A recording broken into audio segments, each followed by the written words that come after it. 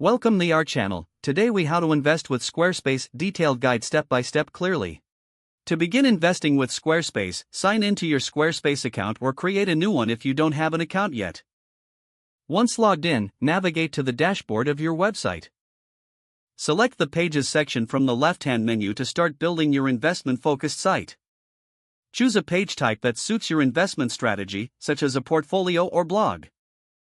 Click on the plus button to add a new page. Select Page from the drop-down menu. Give your new page a descriptive title related to your investment theme. To add content, click on the page you just created. Use the Edit button to customize your page layout. In the editor, you can add text blocks for descriptions of your investment approach.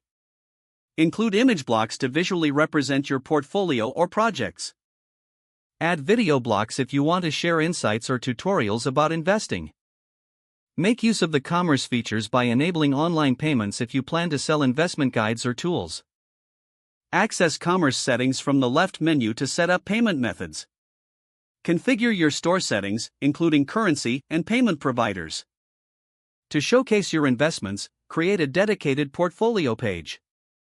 Add different investment strategies or success stories as individual sections. Utilize built-in SEO tools to optimize each page for better search visibility. In the Settings tab, enter relevant keywords and a meta description.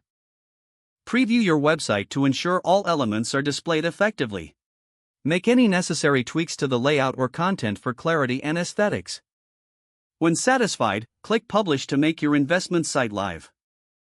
Monitor site performance through the Analytics section to track visitor engagement.